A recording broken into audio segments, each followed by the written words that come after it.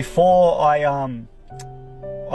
reverted back into Islam, I sit here and I think to myself, how could I have been anti-Islam in the first place? You know, I was one of those people that was misguided when I was back when I was a kuffar, and I was misguided. I ate up a lot of the mainstream media propaganda. I ate up like watching a lot of Zionist-produced Hollywood movies that predicted Muslims as terrorists. They want to bomb things, they want to blow things up. That's all they do. They just chop off heads. They do this, they do that.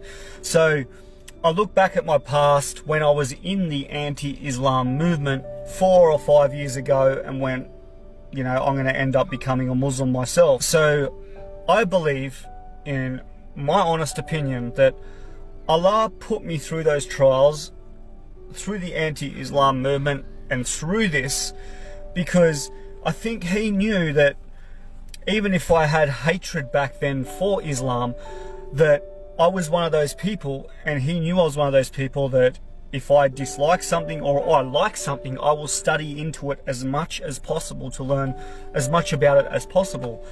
And that's what I ended up doing. I thought, okay, I'm going to go talk to some Muslims. I'm going to study right into their books, you know, the Quran, the Surah, Hadith. And then, you know, I started reading their texts, and I read one particular passage, I remember, where it said, to kill another human being is like killing the whole of mankind and killing yourself. And I'm like, hold on a minute. Like, they're saying that, you know, killing is wrong and all this sort of stuff.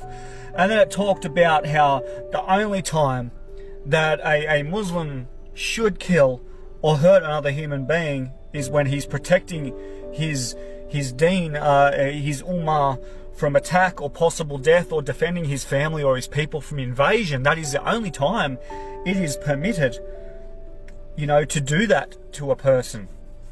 And so I'm reading these texts and I'm like, hold on, why aren't they following these texts? I'm watching these Hollywood movies, and I'm speaking to Muslims. I met many great Muslims like Yusra Yatim and other Muslims like that, and talking to those people, lovely people. You can contact them anytime, anything you need. They're there for you, to talk to you. And I've talked to even some of the Christians that moved over to Islam. They said it was really disappointing when I'd go through hard times in the church, and I'd really need someone to be there because I felt like hopeless and lost. And they're like, oh, just come to church on Sunday. Or you'd ring them and they, you know, other Christians were busy, and they say the Muslim community is completely different. They're there for each other when you need them. A brother or a sister is there for you.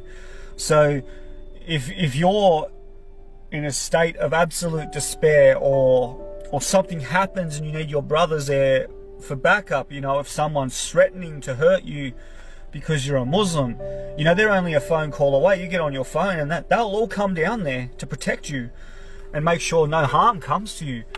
And I think that's the difference in this community, is that they just have such a tight, strong bond of a brotherhood and sisterhood. The sisters are there for each other, the brothers are there for each other, the sisters are there for the brothers are there to protect the sisters.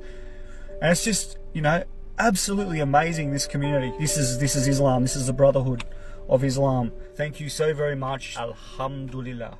Muslims.